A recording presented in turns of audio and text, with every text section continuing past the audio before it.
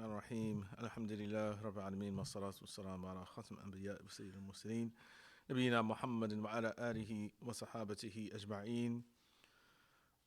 اللهم افتح علينا فتوح العارفين ووفقنا توفيق الصالحين وانفعنا اللهم بالقرآن وذكر الحكيم. اللهم علمنا ما ينفعنا وانفعنا بما علمتنا وزدنا علما وعملا متقبلا برحمتك يا أرحم الراحمين. أصبحنا وأصبح الملك لله رب العالمين. اللهم إنا نسألك خير هذه اليوم فتحه ونصره ونوره وبركته وهداه، ونعوذ بك من شره وشر ما فيه وشر ما قبله وشر ما بعده. اللهم زدنا ولا تنقصنا وأكرمنا ولا تهنا وأعطنا ولا تحرمنا وآثرنا ولا تؤثر علينا وارض عنا. ولا حول ولا قوة إلا بالله العلي العظيم. سبحانك لا علم لنا إلا ما علمتنا إنك أنت العليم الحكيم. Asalaamu Alaikum wa rahmatullah wa barakatuh. And alhamdulillah, we will be concluding this semester with this particular lesson. This is the final lesson of the semester. And I know we already missed 2 weeks because of the break. And so, inshallah, we'll be resuming in the spring, inshallah, to complete the study of Tafsir al-Turaqat bi-Nadhm Waraqat of Imam Sharafuddin al-Amriti.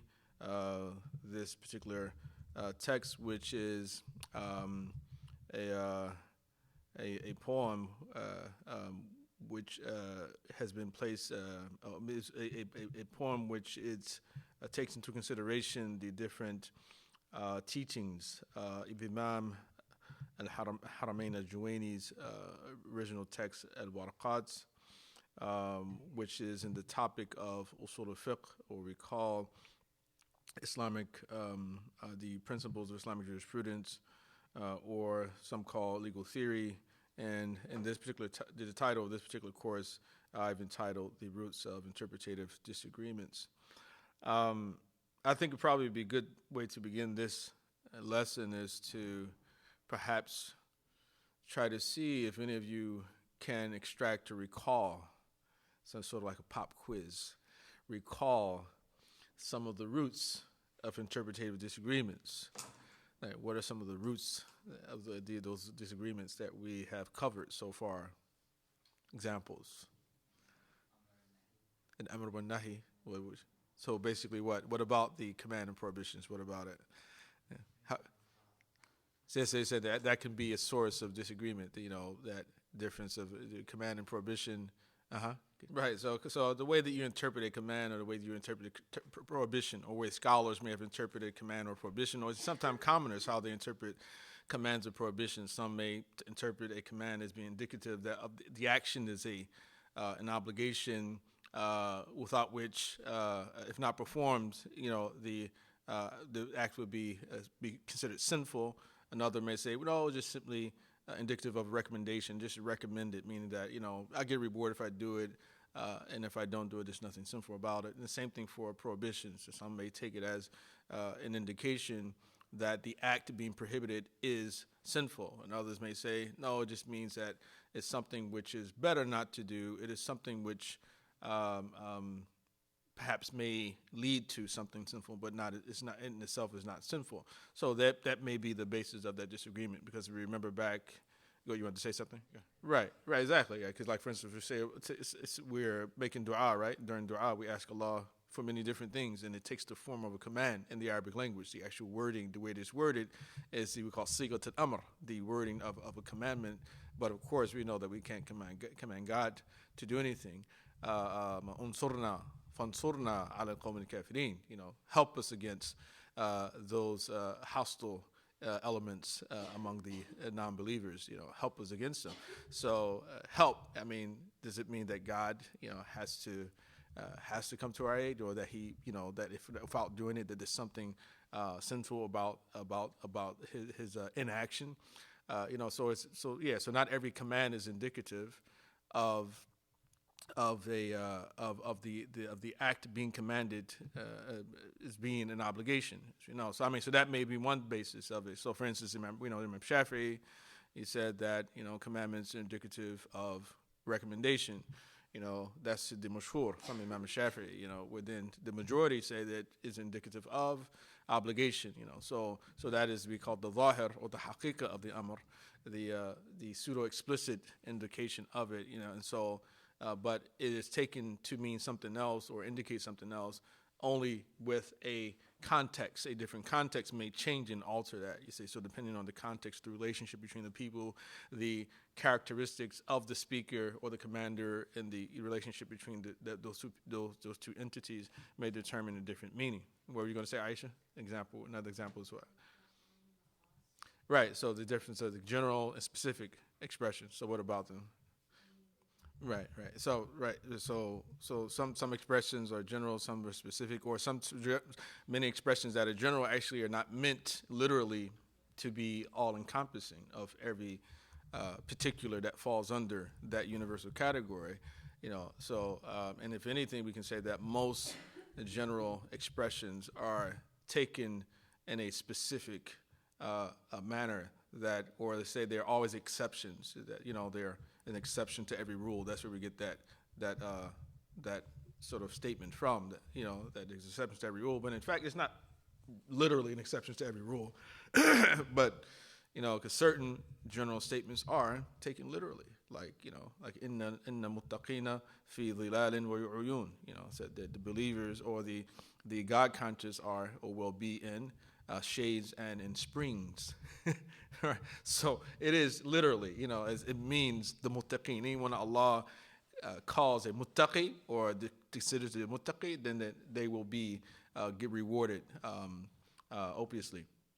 So those are two examples. So sometimes it may be because you differ about how you interpret a command and prohibition. Another example is how you whether or not the individual is taking a general statement to be specific or vice versa. What are other reasons why people they have disagreements? Why do they have misunderstandings? Yeah, you can think about this in everyday life as well. It doesn't always necessarily be about the text. It can just, But yeah, it's further. Abrogation. All right. So what about abrogation? Right. So scholars, they differ about some verses being abrogated by others. Some may say that this verse has been abrogated. This one say no, it hasn't been abrogated. You're misunderstood. So that could be a source. That's also a common source as well. But even before we get into the indications, the other issues will be too is that some of the reasons why people differ are because they accept different sources. Their epistemology is different as well. What constitutes truth to one person is not necessarily what constitutes truth to another. What is considered to be reliable to one person as a source, like some people, CNN is reliable source of news. Some say no, it's Fox, right? So it just depends on what you consider to be reliable. And so people differ about those as well. And so when you can't agree on sources, what do you do? If you don't agree on sources, what is one way to try to find common ground? Well, of course, yeah, you got to get into the reason behind why you consider this to be a source. So often, one way to reach another person is to invalidate their source. So it's like that you're having a misunderstanding on the basis of the weakness of your source. So you built your whole life and your worldview off of a very weak source, but you have to be able to prove or indicate how those sources are weak. You see, and so that's one way of dealing with things too. But if the person never questions the source and never knows if there's something weak about it or not credible about it, then they'll continue to live their lives and make all types of inappropriate judgments about things, about people, and about so many other issues. So at any rate, those are just a few things. Of course, sources, example, the issues they differ about their interpretation of, because even if they agree upon the same source, then it's like they differ about the interpretation. They disagree about the whether or not one particular text overrides another. They may disagree about what particular principle should guide them in reconciling between apparent contradictions. And really, that's the subject today that we want to come to, because usul al-fiqh, as mentioned before, it is a particular science which covers, first and foremost, the sources of Islam, the Islamic teachings, and second of all, the source indications, we would say, the madhaahab lughawiyya, the sort of linguistic, the indications of language, or the linguistic areas of study. And so it speaks about what makes the sources authoritative, or what may not make them authoritative, or what sources are stronger than others, and what is the basis of their strength and the weakness of those others compared to those other sources. But then once we get into the actual sources, then we're talking about how do we interpret those various sources. And so once we're beyond that and understand some of the basic rules of language, we understand whether or not we're seeking 100% certainty or just near certainty. Those are important issues to take into consideration as well, because scholars generally would say that in terms of creed, you have to have, in order to establish a tenet of faith, it requires 100% certainty. That is to say that if you can't say a person is not a Muslim if the source or the foundation of the source you utilize to establish what you consider to be a tenet of faith is tenuous, then there's no basis for deeming it an obligation or making it an obligation upon them to believe that. So, for instance, one of those issues may be like, for instance, the difference between the Sunnis and Shia about the imama, right? The belief in the imama.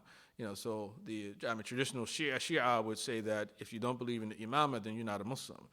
Because for them, belief in the default involved imams was a tenet of faith, or is a tenet of faith. Of course, many other Shia have, sort of tried to expand that and be a bit more open nowadays. But if we go to earlier times, you find that those who once became a bit more dogmatic, that definitely that it was an important issue for them. However, Sunnis will say, well, the basis of your beliefs are there's no basis for it. I mean, often they'll be like, where's the isnad? Where does it come from? So isnad was important in the Sunni tradition before it became important in the Shia tradition. So what we agree is that both the Quran and the Sunnah are the most authoritative sources of Islam. We differ about what constitutes a valid Sunnah, right? But we both believe in the Sunnah. The Shia are not called Shia because they don't believe in the Sunnah. They believe in the Sunnah as well. Most of the hadith that between the Sunnah and Shia are the same, but there are those that we differ about. So this chapter is called Babun fi bayani ma yuf'alu fi at-ta'arudi bayna al-adillati wa tarjih. Chapter concerning what is to be done when faced with conflicting proofs and how to prefer one over the other. The author says, تعارض النطقين في الأحكام يأتي على أربعة أقسام. The contradiction of two utterances in decrees may occur in four ways. So before continuing, I just wanted to stop on this word of contradiction, ta'arud, the idea of contradiction. As the idea of standing side by side, the arad of something often is translated as the side. Like in the Quran, we say al-i'rad an al-shay is sort of to turn aside from it. Wa'arad an al-jahilin, turn away, turn aside from the ignorant folk. And so many of the scholars say that if you're talking about the clash between two authentic texts, be they verses of the Quran or be they two Sahih hadith, that in reality that cannot happen. Two authentic hadith cannot contradict one another, just as two verses of the Quran cannot contradict another. If there is a sense that there is some contradiction, that the contradiction really is in the mind of the reader or the mind of the listener, just that we haven't come to, perhaps haven't found a way to reconcile that apparent contradiction. That's what we call an apparent or a putative contradiction that may be there, So this is at least what the scholars historically have said about this issue. That so if you're talking about between authentic sources, it can't exist. But he says that if the contradiction or the apparent contradiction of the two utterances, meaning the two sources of Islam, the Quran and the Sunnah, in decrees may occur in four ways. إما عموم أو خصوص فيهما أو كل نطق فيه وصف منهما. Either generality or specificity in both of them, or any wording containing either of these two attributes. Okay, to make some clarity to that. So one type of contradiction is when we say if there is between two texts, say for instance two hadith or two verses of the Quran, one particular verse is am or general, the other verse is general as well, right? That's one way, one particular form where contradiction may occur. One generalizes one thing, another generalizes the opposite of it. Another type of contradiction would be, and he's going to talk about it later, but I'll just go through them, is khas mal khas, specific my specific, and I'll give examples of these, but so the first, general against general, specific against specific. A particular verse or hadith may mention a specific characteristic or thing, and that actually contradicts with another specific thing indicated in another hadith. Sometimes it could be general against general, specific against specific, and then general against specific. That one text is general in one area and specific in the other text. And then fourthly will be when both texts has an aspect of generality and specificity, and both of them have, one part of the one text is general in one area and specific in another, and in another text in the same subject, one part of that text is general in one area and specific in the other as well, but they're in conflict with one another, right? So general, specific, general against specific, and then general and specific against general and specific. So those are four basic categories of contradiction, and so and this is kind of like, I know this type of stuff is like people are, oh my God, why are we studying this stuff? It's too difficult, right? Well, the examples hopefully will help, inshallah. But we'll go through the text first, and then we'll come back to mention some of the examples. So إما عموما أو خصوص فيهما أو كل نطق فيه وصف منهما. Either generality or specificity in both of them, or any wording containing either of these two attributes. أو فيه كل منهما ويعتبر كل من وصفين في وجه ظهر. Or a speech that contains both of them, and both of the attributes are to be considered as evident. Right. Of course, he's talking about, when they are both, there's a general and specific aspect in both of them. فالجمع بين ما تعارض هنا في الأولين واجب إن أمكن. Combining the contradictory elements in the first two cases is incumbent impossible, if possible. Right, so say for instance, if we start with the first example of when a general statement contradicts with another general statement. The classical example mentioned for this is there's a hadith which is attributed to the Prophet ﷺ. They supposedly said, شَرُّ الشُّهُودِ الَّذِي يَشْهَدُ قَبْلَ أَنْ يُسْتَشْهَدْ. The worst of witnesses are those who testify before their testimony is sought. The worst of witnesses are those who testify before their testimony is sought or requested.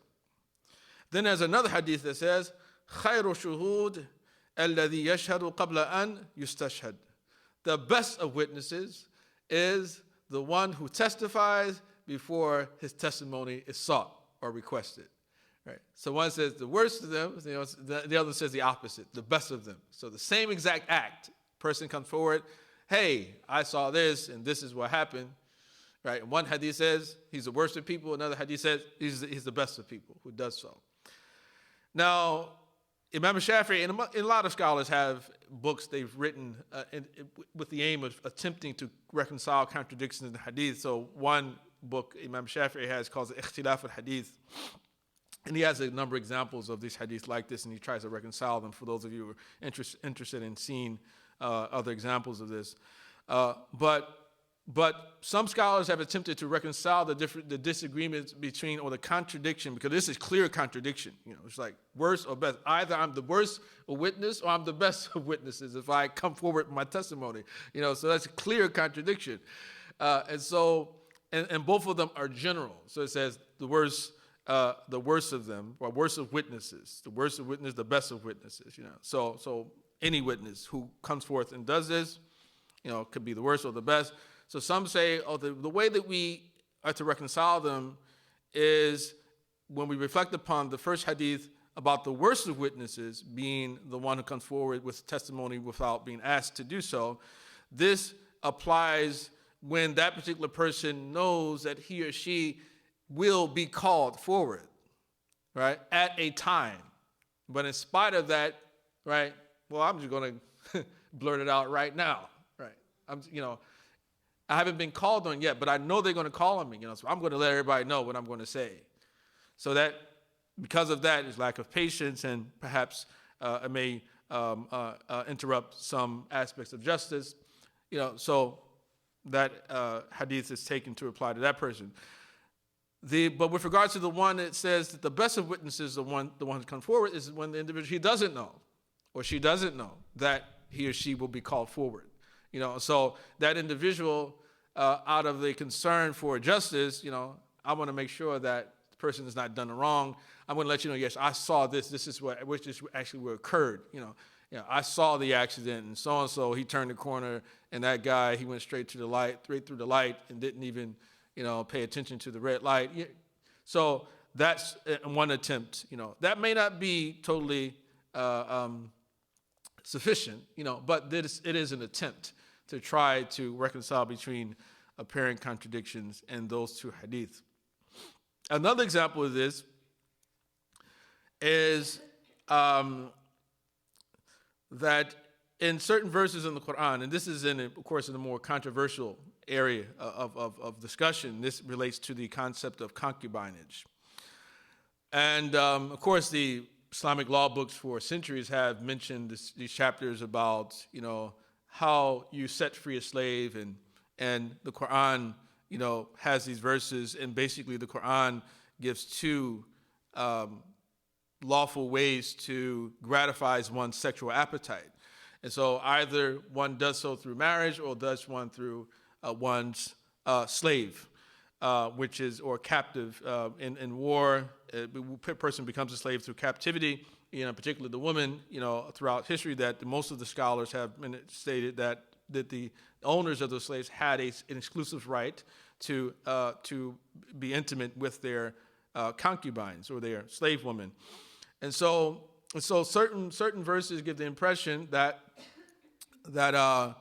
if this particular person happens to be married, for instance, or has more than one woman he's the owner of, and two of them are sisters, that it might be permissible to actually have intercourse with both of them, right? إِلَّا مَا مَلَكَتْ إِيمَانُكُمْ. So certain rules apply to wives except for what your right hands possess. But then there's another verse in the Quran, وَأَن تَجْمَعُوا بَيْنَ أُخْتَيْنِ, one verse that prohibits, it lists all the type of women which are prohibited in marriage. And it mentions one of those things which is prohibited to do is to join between two sisters in marriage, right? And so that, again, one is general, both of them are general, and a contradiction occurs. And so you may find a number of different opinions among scholars in the earlier books, in the historical books of law, on this particular issue, in light of the apparent clash between those particular subjects. And then he says, وَحَيْثُ لَا إِمْكَانَ فَالتَّوَقُّفُ مَا لَمْ يَكُنْ تَارِيخُ كُلٍّ يُعْرَفُ. And whenever it is not possible to combine both of them, then suspension, if the suspension of the prospective dates of the two are not known, then suspicion if, not of. And whenever it is not possible to combine both of them, then suspension, may that is that one should suspend one's judgment about the ruling if the respective dates of the two are not known. Right, so if you're not able to reconcile them through an interpretation, then perhaps we can make the claim of abrogation. But you can only make the claim of abrogation if you know the dates of the two injunctions. I know that this one came before that one. So if this one says one thing and the other one says the opposite of that, then the second one is assumed to cancel out the first one, right? And so it says, but if you can't determine the dates, then tawaqqaf. It's like, listen, I got nothing to say about it. There's nothing I can say about it. It's just, I say nothing. I pause. I suspend judgment on the issue. And examples of, of course, the examples of certain injunctions where we know the dates. Like, for instance, the Prophet during the early period of Islam, he forbade the Muslims from visiting graves. So because there was a practice among many of the people that they would actually worship certain people who were buried in graves, and so the Prophet feared that in Islam that certain Muslims actually would fall back into their earlier practices and beliefs. So he forbade them from that in the beginning of Islam. But once he felt that the Iman and Tawheed became firmly rooted in their hearts, then we find the statement, كنت قد نهيتكم عن زيارة القبور فزوروها فإنها تذكركم الآخرة فإنها تذكركم الموت, that I forbade you from visiting graves before, but now go ahead and visit them because it reminds you of the hereafter. In one narration, it reminds you of death, right? So go visit the graves. So we do. Those are clear examples. So we do know that abrogation does occur even during the time of the Prophet ﷺ and in the Sunnah itself. And then also another example of that would be, according to certain scholars, what are called ayata iddat al-wafat, the two verses concerning the mourning period of a woman, of the widow, right? So one particular verse in Baqarah, it says, وَالَّذِينَ يَتَوَفَّوْنَ مِنْكُمْ وَيَذَرُونَ أَزْوَاجًا وَصِيَّةً لِأَزْوَاجِهِمْ مَتَاعًا إِلَى الْحَوْلِ غَيْرَ إِخْرَاجٍ, that those of you who pass away and leave wives, then they are to bequeath to them an alimony of up to a year without expulsion. And so many of the scholars take this particular verse as being an indication that the mourning period for the woman was a complete year. So if her husband dies, she has to mourn for an entire year, right? She can't get married, right? And so she shouldn't go out and she shouldn't wear, things that are, that entice men to think that she's ready to be wedded once again. But then some verses prior to that, which were believed to be have been revealed after this verse. So in the actual Surah Al-Baqarah, the verse I just quoted actually comes after this verse I'm about to state to you. But the one that comes later in the surah was revealed before. I'm sorry, this one here, but then this other verse comes after this one. This was the first one. The second verse, which abrogated this one here that I mentioned, comes after this one in the actual Quran. And its similar wording begins, وَالَّذِينَ يَتَوَفَّوْنَ مِنْكُمْ وَيَذَرُونَ أَزْوَاجًا يَتَرَبَّصْنَ بِأَنفُسِهِنَّ أَرْبَعَةَ أَشْهُرٍ وَعَشْرًا. Those of you who die and leave wives, then they are to live on their own for 4 months and 10 days. Right. So this second verse abrogates the first one according to this interpretation, which is that the mourning period used to be for a year, but then the Quran made it 4 months and 10 days. So it's abrogated according to that particular opinion. And some scholars say there's no abrogation that occurs. Rather, the first verse is simply an indication or a judgment allowing for a wife to remain in her husband's home up to an entire year. So it has nothing to do with the issue of the mourning period. So as if she chooses to stay there for a year.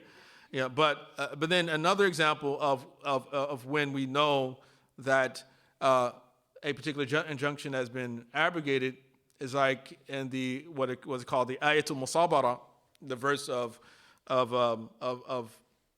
musabara, which is sort of perseverance, the perseverance verse in war. And this is the particular verse that talks about Muslims going out into battle. In Surah Al-Anfal, Allah subhanahu wa ta'ala mentions, Ya ayyuhan nabiyyu O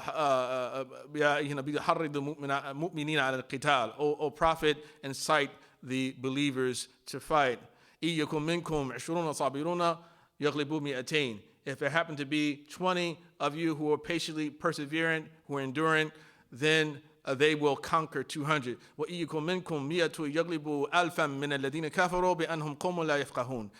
if there happens to be 100 of you, then you will conquer 1,000 of those who reject faith, because they are people who have or lack understanding. And so this verse here basically says that Muslims cannot flee the battlefield if the enemy is 10 times their number.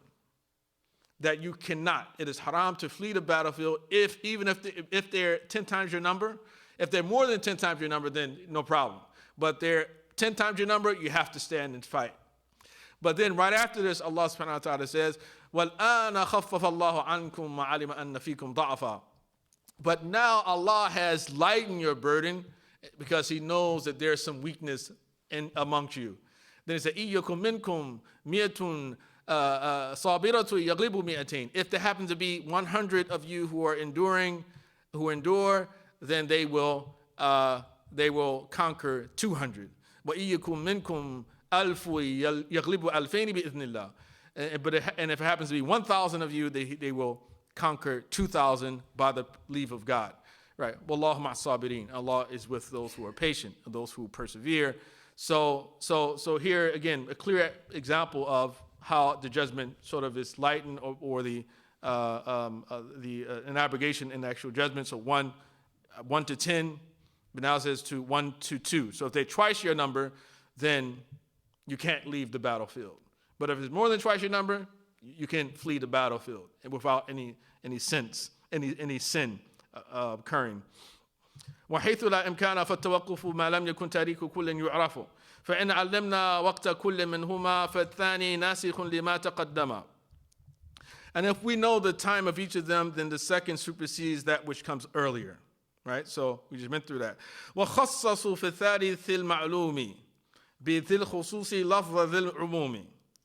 And in the third well-known case, a wording implying generality is made specific by one implying specificity. So I gave you the example of a general text against a general text. Then let's move to a specific text against another specific text. So for instance, there's a hadith of the Prophet ﷺ that mentions that the Prophet ﷺ tawadda'a wa ghasala rijlayhi, that the Prophet made wudu and he washed his feet. Right? So he washed, so the specific part, he washed his feet. His feet, what happened to them? They weren't wiped, they were washed. Right?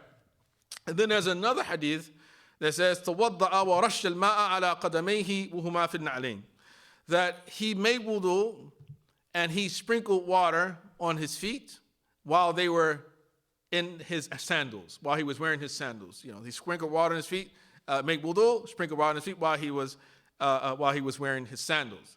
Right. So, do I have to wash my feet, or can I simply sprinkle water on them? So here's where the conflict occurs. We saw the Prophet wash them, and we also saw him sprinkle them on his feet. So the scholars, in an attempt to remove the apparent contradiction, they say that, well, the way that we reconcile this is that when the first hadith is a reference to when he was actually renewing his wudu, he was actually performing a wudu after defiling himself ritually. That is to say that, you know, he did something to break his wudu. But with regard to the second hadith about sprinkling water on his sandals, that is a reference to what is called wudu ma lam yuhdith, the wudu of the person who hasn't broken wudu, or tajdeed al-wudu. It's renewal of wudu, the wudu of one who hasn't broken wudu. So the Prophet ﷺ liked to renew the washing of certain parts of his body. So he had wudu already, right? So the idea of sprinkling them on the water, that is not something that you can do or initiate from the beginning. So rather, the idea is that that if you already have wudu, then it's okay to do that. This is also the case with the verse in Surah Al-Ma'idah that actually lists the order, the sequence of the performance of wudu. where it says, Ya ayyuhalladhina amanu idha qumtum ila salati faqsilu wujuhakum wa aydiyakum ila marafiqi wamsahu bi wujuhikum arjulakum ila al-ka'bayn. That, so it mentions what we would call the washing and wiping of the obligatory actions of the actual wudu. Some say that here, this is what we call the compulsory wudu. This is all, if you do this, then you don't have to, your wudu is valid. Because it doesn't mention anything about wiping the ears, or rinsing out the mouth, or rinsing the nose. It doesn't mention those things in the actual verse. And also it doesn't mention the number of times. It doesn't mention those things. So most of the scholars say that this is an example of what we call wudu al-fard, the compulsory wudu. Others say no, rather this is an example of wudu ma lam yuhdith, the wudu that one who hasn't broken the wudu can perform. Right. So that's, another view on that issue. Another example of khas mal khas, specific with specific, is that the Prophet ﷺ was once asked by his companions, or one companion had asked him, what part of a man's wife can he take some level of enjoyment from her during her menstrual cycle? Right? Can he touch her? Can be we know that the former Sharia, had this idea that when a woman was on her cycle, that a man couldn't be in the same house or the same room with her. But here, Sahaba were concerned about this. The Quran comes out and says, the يَسْأَلُونَكَ عَنِ الْمَحِيدِ, they ask you about menstrual cycles. قُلْ هُوَ أَذًى فَاعْتَزِلُوا النِّسَاءَ فِي الْمَحِيدِ. They say it is a harm, so avoid or withdraw from women during the menstrual cycle. وَلَا تَقْرَبُوهُنَّ حَتَّى يَطْهُرْنَ, and do not approach them until they become clean or become pure. So Sahabi asked the Prophet, what is it? What part of her can I touch or take some level of enjoyment from or gratification from?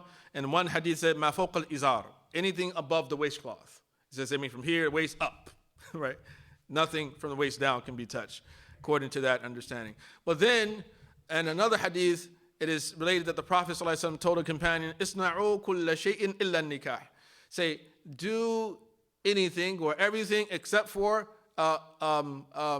intercourse, right? Anything, all except for intercourse, right, is lawful, right? And that itself means that anything below the waistcloth as well, right, will be lawful, right, for them. So this is an example, conflict between specific with something specific.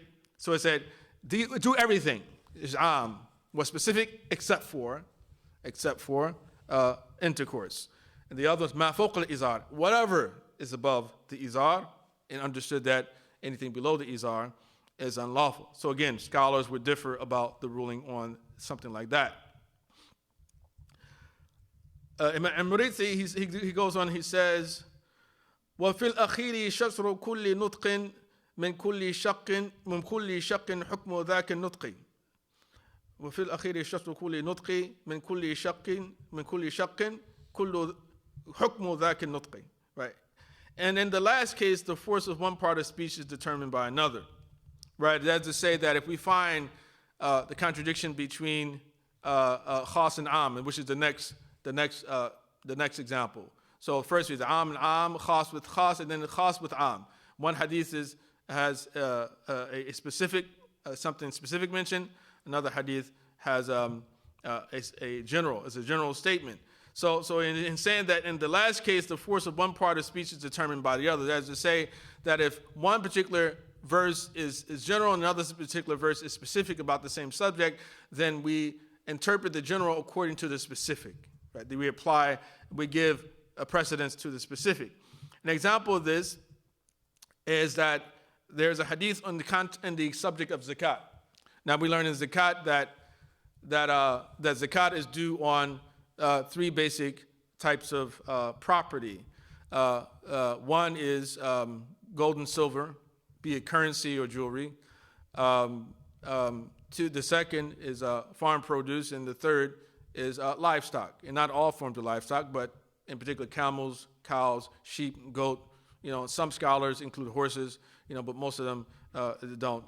But at any rate, but also we find that there's also there's the particular zakat or tax which is due on produce, if there's a distinction between if the produce is irrigated by natural waters, or if the produce if you irrigate the land, if actually the water is brought to the land.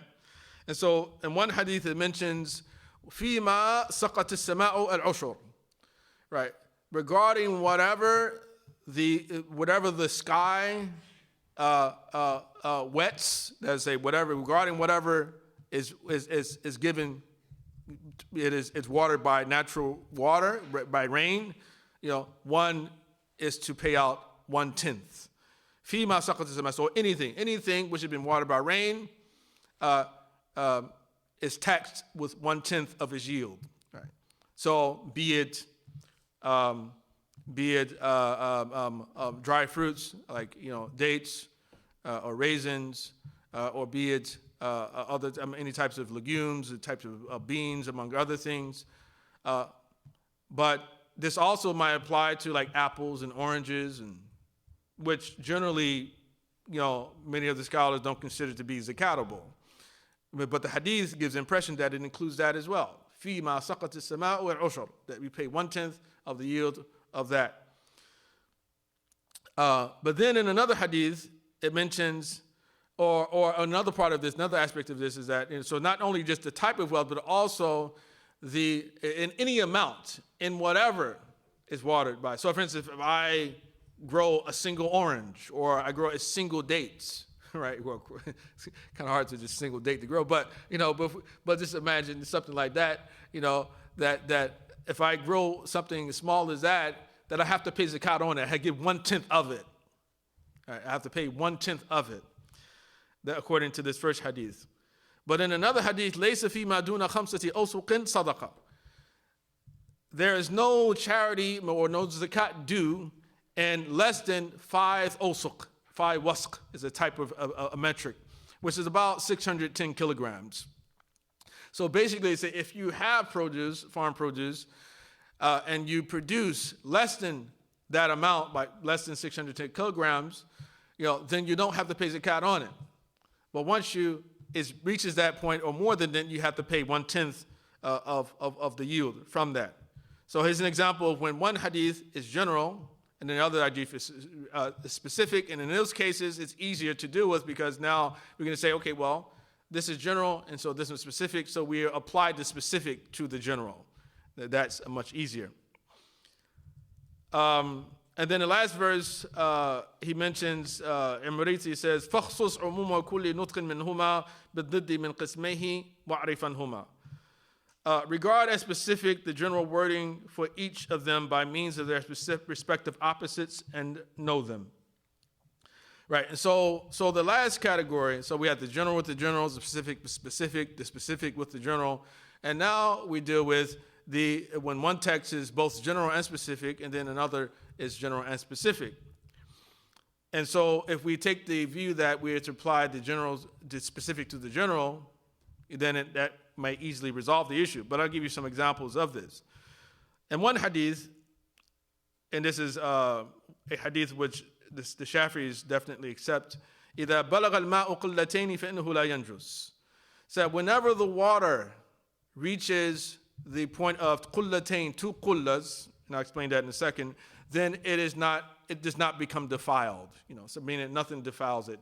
So even if blood falls into it or urine or things like that fall inside of it, if it's in that amount, then the water is still considered to be clean enough, pure enough for us to drink or to utilize for wudu or for ghusl, right? Fundamentally, so even if, and it gives the impression that even if the taste of it changes, or the smell of it, or the odor.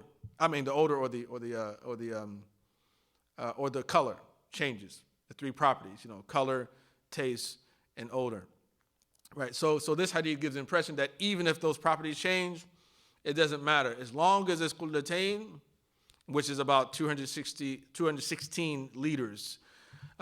So if anything drops in that amount of water, or at least according to the Sheikh Nuh's translation of Reliance of Traveler, he said he came to 216 liters.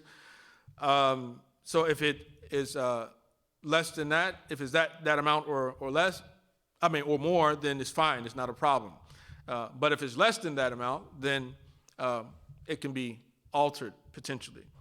And another hadith, the Prophet is said to have said, "Al-ma'u la yunajjisuhu shay'un illa ma ghalaba ala rihihi wa ta'mihi wa lawnihi." That water, nothing defiles it. Said nothing defiles it.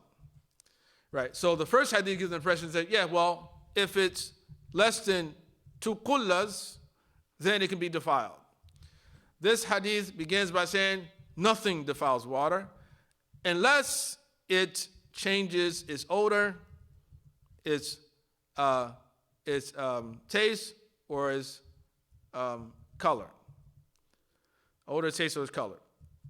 So that would mean that be it 216 liters or not, then if one or more of those properties change, then the water is not fit for worship and for regular consumption, right? So here's an example. So one part of the hadith is general, right? The first hadith, water is general. Whenever water is general. Qullatain khas, specific, right? Whenever the water reaches 2 qullas, فَإِنَّهُ لَا يَنْجُسُ, then it doesn't become defiled. And then the other hadith, al-ma, water, again is general. La yunajjizuhu shay, nothing, right, defiles it. Illa, so now the khas part, the specific part. Nothing defiles it, nothing defiles water, right, except for those things that change its odor, its taste, and its color. Right, so what many of the scholars have done in this situation, they say, well, okay, we'll apply the general to the specific. So the parts that are general, we apply, we make them specific by the parts that are specific in the other hadith. So they would say that if the qullatain are changed in one of its properties, then it's not fit. It's not fit for consumption. And then in a final example I want to mention is the contradiction that exists between the famous hadith of apostasy, or interpreted as being indicative of apostasy, where it says that the Prophet said, "Man baddala dinahu faqtuluhu," kill whoever changes his religion, or, well, I like to say religion, but changes his deen. Kill whoever changes his or her deen, or his, literally, but usually his is inclusive of her as well. And then there's another hadith where it says that the Prophet forbade the killing of women. Right. So the first hadith, man, whoever changes, right, is general. All right. The other hadith says he forbade the killing of women. Specific. So this is generally kill anyone who changes the deen except for women. Right, and in this regard, we find in the Hanafi school, both in the Hanafi school and in the Jafari school, that a female apostate cannot be killed, right, in both of those schools. But the other schools, they apply it to women as well. That the first hadith of, change whoever apostate who leaves their deen, they say both men and women, right, will be killed in that case. With regard to war, they say, there's a different story altogether, right? In war, except for but even in warfare, even if the woman is fighting, if she takes up arms, then those schools say that she can be killed, right? And children as well, if they take up arms, they can be killed, right? But the Hanafis view that, no, women and children can never be killed, even in warfare, even if they take up arms. Because there's another hadith that says, the Prophet ﷺ said, لا تقتلوا وليدا ولا امرأة إلا غير من قاتلكم. Do not kill a woman or a child, only those who fight against you, meaning the men, according to the Hanafi interpretation of the hadith. The other scholars say, well, except for only those who fight against you. They say, even if they're the women or the children. Right? So if they're fighting against us. So we have these type of differences in jurisprudence as a result of these different types of hadith. At any rate, I understand, as I mentioned before, that this is some of these topics are very technical in nature, but this is an honors program, right? So, and if you feel them too challenging, that's a, well, not too challenging. If you feel them challenging, that's a good thing. This is not like a type of study where we just, want it all to be easy and it's about feeling good and feeling on the cloud all the time. That's that type of study. All of us want to be there, but we have to have some people who are committed to academic rigor as well, you see, because as much as we are concerned with, being relative, being being realistic about connecting our knowledge to what is happening in everyday life, we also have to be concerned as well with authenticity, with ensuring that the religion is preserved, and that what we are telling people Islam is, actually is something which has been transmitted to us by our Prophet ﷺ. So, if there are any questions, then I'll open up the floor for that right now at this point. No, between a hadith mutawaatir and a verse of Quran, and there's apparent contradiction between the two. Well, for one, the scholars generally say that probably never happens. If a hadith is mutawaatir, it's almost impossible that it's going to contradict with the verse of the Quran. But of course, verses of the Quran at times appear to contradict with one another. So that is not something that we can totally discount, or discredit that particular view. But as I mentioned before, I don't know if you recall this. I mentioned that there are three basic approaches that the scholars have tried to take to the problem of apparent contradiction. The first one is simply like just trying to reconcile them. We call it jama'. The best type of reconciliation is when you interpret one particular text in a way which makes it easy for us to read it together and employ both of the particular text. So if something appears to be compulsory in one text and be maybe just generally permissible in another, then perhaps the one in the compulsory text, or the text is understood to be compulsory, just simply a recommendation, and that's one way that they would try to reconcile between the two of them. Or as I mentioned, like here, one's general, one's specific. We'll apply the specific, we'll take the general and we'll interpret it according to the specific. And so the same thing would happen, be it mutawaatir hadith with ayah, or with two verses, or with mutawaatir hadith with ahadi hadith. That's fundamentally the way that we approach that. So that would start there. And if they couldn't do that, then they would move to trying to establish the dates of the injunctions, the utterances. They did it what year? This happened during the Meccan period, or this during the Medinan period? He said this, right? Did this at the beginning of the Medinan period, and he said this towards the end of the Medinan period? They would look for those things. Or if he expressly says himself, I used to let you do this, but now, I told you not to do that, but now I say it's okay. Like the issue of storing meat as well. So the Prophet also forbade the Sahaba from storing meat, but then later on, he allowed for them to do it up to 3 days. You see, once they came up with better ways to preserve their meat. So you will find that as well. So from moving from a jama' to naskh, to claim of abrogation, and if you can't establish the dates or the indications of that one has abrogated the other, then you move to the third, which is at-tarjih, which is simply act in a type of prejudice. So you sort of say, well, I like this hadith and I don't like that other one. Just choose one. That this one is more beloved to me than the other. And so the one hadith just simply gets put out of service, right? So which says that scholars didn't really always have all the answers, right? So they didn't know how to resolve all the issues, of course, but they attempted to do so. And, so that's one thing to keep in mind, right? Good. I can sound. Shuhud, the witnesses, right? The witnesses themselves are general, so it's like it includes any witness. So any witnesses who comes forward with the testimony, So any witnesses that come forward with the testimony, that's general. That part. The shar and the khair part are, yeah. Right, yeah. So remember that there are different expressions that are indicative of right. So we have the alif lam, right? With the jama' or ifrad, right? Like in these cases right here. So that in itself is a general expression. The musawwara, well, if we go back to the verse, Ya ayyuhalladhina amanu, right? So here is a reference to the believers themselves, right? So all the believers definitely ayyuha. So ayyu is part of that too. Ya ayyuhalladhina amanu,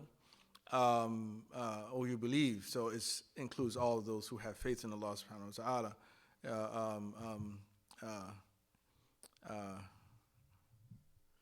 ويا أيها النبي حرض المؤمنين على القتال حرض المؤمنين, incite the believers, right, على القتال, into fighting, right, to fight, so all the believers, المؤمنين إيكم منكم 20 صابرون يغلبوا 200. If there happen to be 20 of you who hold fast and who are persevering, they will conquer 200, to the end, right? So al-mu'mineen is the part. That in itself is, let's just know, is applied, applicable to all the believers, right?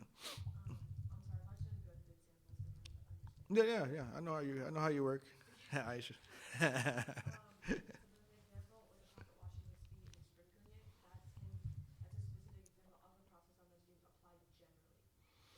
Right. Well, of course, the act of sprinkling, the act of washing, of course, is a verb. So that can be, we can't call that general, but like what's specific about that is the to his feet, washing his feet, right, and then sprinkling on his feet, right, while so this is khas and khas, so washing not the entire body, but that particular part. Questions online. Oh, no, you need to come to Zaytuna so you can hear the questions. Inshallah, I'll do that. Inshallah. Rosanna, you okay? Anything else, Aisha? Mm-hmm. Any other questions? Comments? Okay. It's fine. Nothing online, Aida? No more questions there? There was a question, but then someone said, don't ask that question. Don't ask it. Oh, okay. Okay. You want to say something? You good? Okay. All right. So, inshallah, as mentioned before, we'll resume after, once the spring comes. I believe it's sort of a little bit, maybe midway through January, if not a little bit closer to the end of the month, inshallah. And I hope that we continue to get some benefit from this. During the spring semester, we're going to begin with ijma', the concept of consensus, which is a very important, extremely important conversation to have. And then, of course, we'll still have to do sources like qiyas. It will be a little bit more challenging, and qiyas, because qiyas itself is it's not as easy as people think it is. There are a number of different types of legal analogy. And it's probably the most difficult of the sources of Islam to fully comprehend how it works. It is the major tool that the scholars utilize in order to give fatwa or do ijtihad. And so this is a primer. That this text itself is a primer. Like we have Ibn Rushd has Bidayat al-Mujtahid, the beginning of the Mujtahid, wa Nihayat al-Muqtasid, and the end of the seeker or the person of moderation, or you can say the person of moderation. That, of course, and that's a comparative law book, because an aspect of being able to do jihad is you need to know what areas there's consensus and what areas there are disagreement. But then you also need to know the ways of interacting with the text itself, or even understanding the authority of a given source. And so this particular book is a primer. It's an introductory primer. It's been around for centuries. We've been dealing with it, except, of course, not the poem itself, but the original work of Imam al-Juwayni. And so the poem tries to capture all of that information.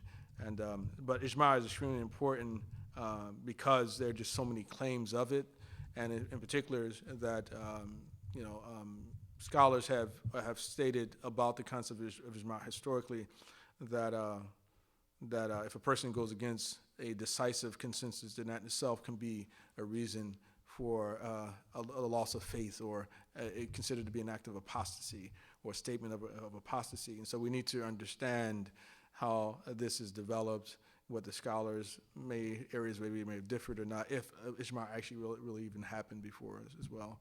You had a question there, Aida? Yeah. So. Hope it's not about ijma, because I'm going to save that for later. So. Okay, there's a couple questions actually. Inshallah.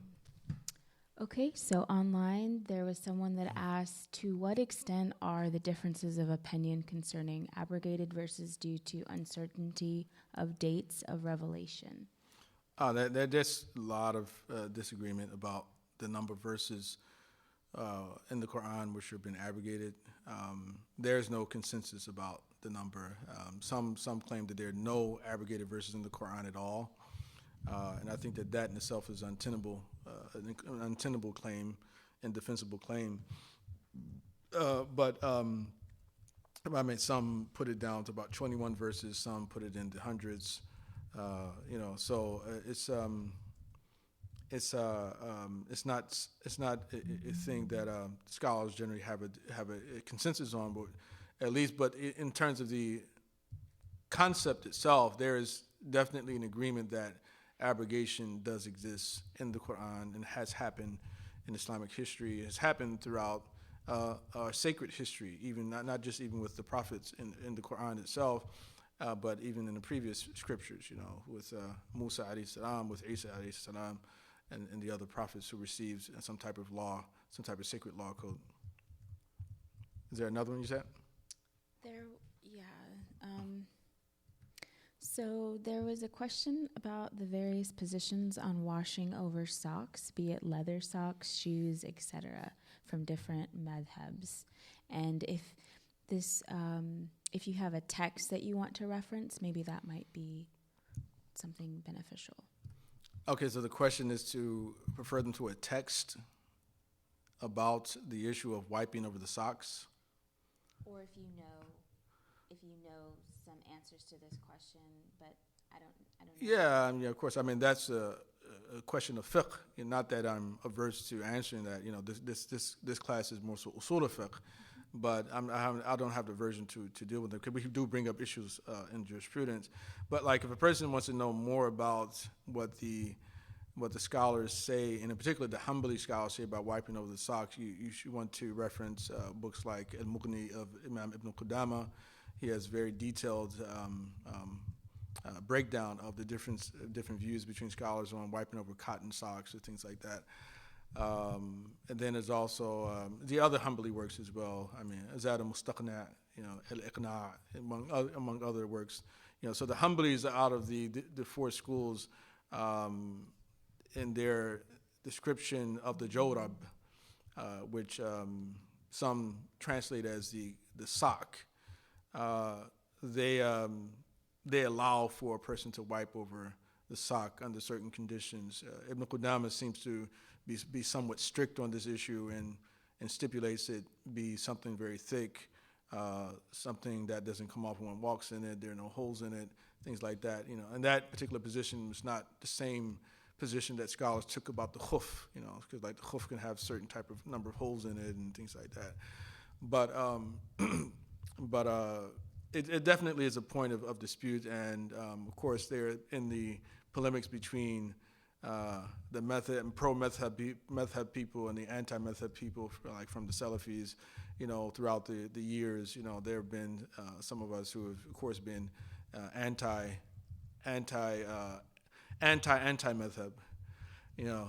and so we, of course, have tried to, of course, I've abandoned this, some years ago, this idea of trying to antagonize people by proving that their thinking is incorrect, and if they're wrong about one thing, then they have to be wrong about everything else, which is, I don't think there's a mature position to take.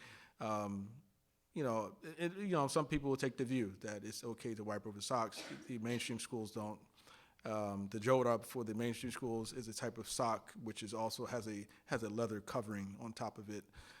whereas the Imam Ahmad's description was completely linen, cotton, things like that. And some of the more recent Hanbali scholars who have passed, at the end of the 20th century, like Sheikh Muhammad ibn Salih al-Uthaymeen, gave a ruling that it was even okay to wipe over dress socks, even if they have holes in them, even if half of your foot is showing and things like that. But you'll find those type of rulings, and I'm personally just not that comfortable with them. And was that like one last question, or that was it? There was one last question. Mm-hmm.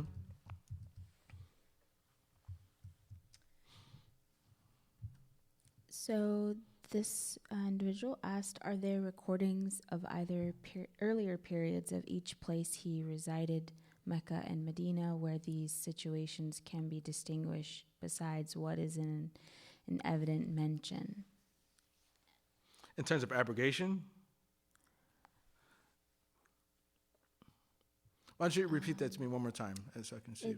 He's got another part. He just added it to this comment. So Brother Kareem Islam said, are there recordings of earlier periods of each place he resided, Mecca and Medina, where these situations can be distinguished besides what is an evident mention? And then I think he's referring to Prophet Muhammad sallallahu alaihi wasallam. And as far as his earlier response to finding whether something was mentioned earlier in the time of Hijr or its later time. I mean, there are a number of books that have been written on abrogation throughout the centuries. And of course, I mean, there are indications that certain injunctions were abrogated by the Prophet's own actions. I mean, it's... I somewhat see where the question is trying to go, but I'm not fully getting the sort of intent of the question, so it's not really clear to me what exactly this questioner is looking for. Okay. Yes. Mm-hmm. Mm-hmm. Well, traditionally, the question is to repeat, that this is the primer, and so, and what was the question? Can you,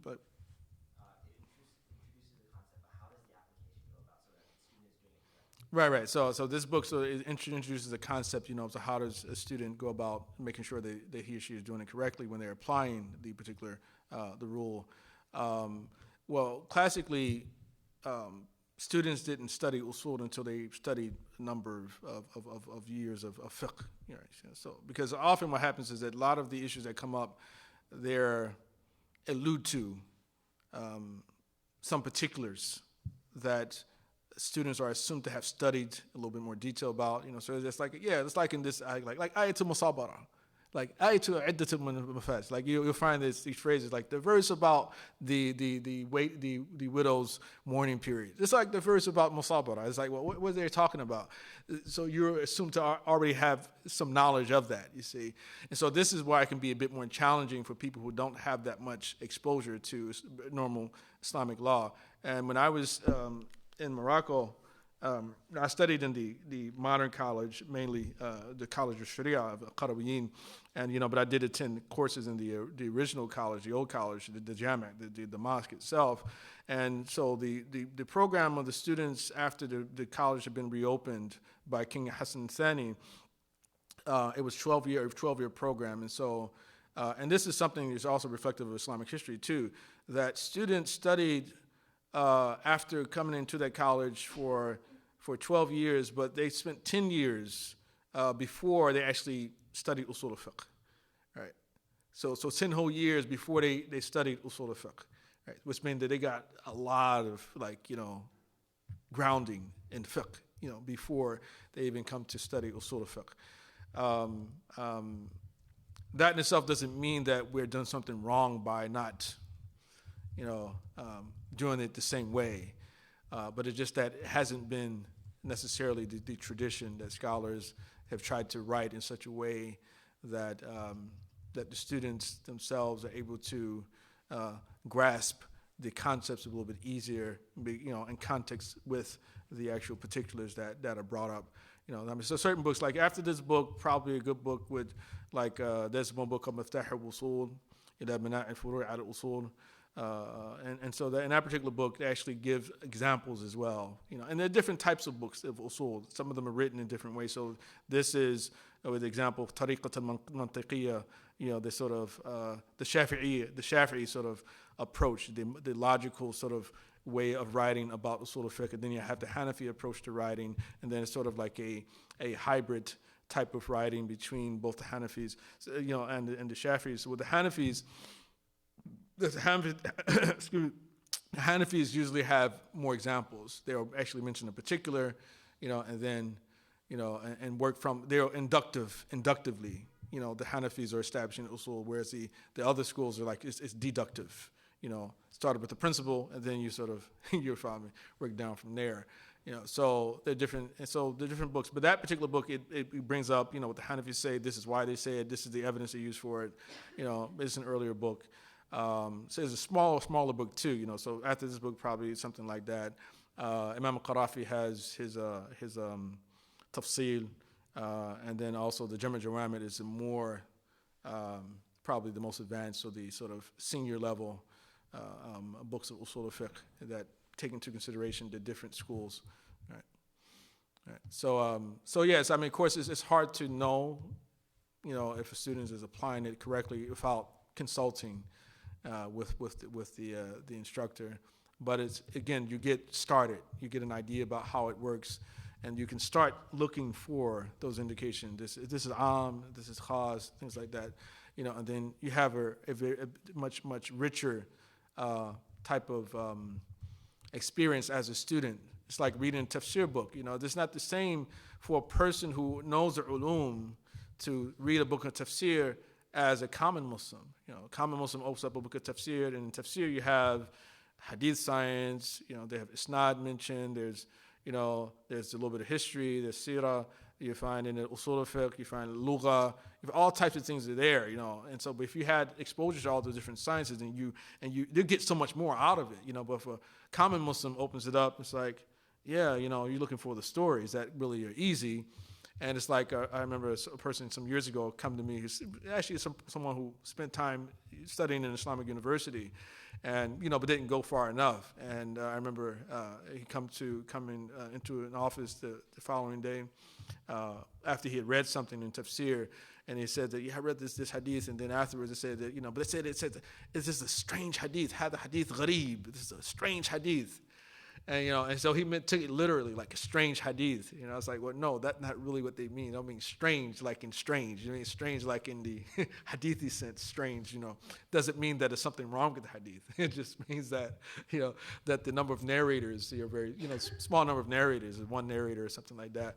Not that it's like weird, this weird hadith. No, that's not what the scholars meant by it. So if you don't know the nomenclature, then that can be a challenge as well. At any rate, I hope that, like I said, this is a challenging subject, and it's supposed to be challenging, and because we need people who were able to make us feel good and inspire us, but we also need the people who are like the otad, the pegs, those people sort of hold it together, that sort of, they're the glue, right, to the Islamic tradition, right? Like scholars of hadith and the scholars of usul, and those particular things are a bit more challenging for most people to sort of grasp, but we need to have people who understand them. And so hopefully Allah will make you amongst those people who understand these things and can convey them, inshallah. So with that, we'll conclude. Wa sallallahu ala sayyidina Muhammad wa ala alihi wa sahbihi wa sallam tasliman kathira wa subhanaka Allahumma wa bihamdika ashhadu an la ilaha illa anta أستغفرك وأتوب إليك والعصر إن الإنسان لفي خسر إلا الذين آمنوا وعملوا الصالحات وتواصوا بالحق وتواصوا بالصبر. السلام عليكم ورحمة الله وبركاته.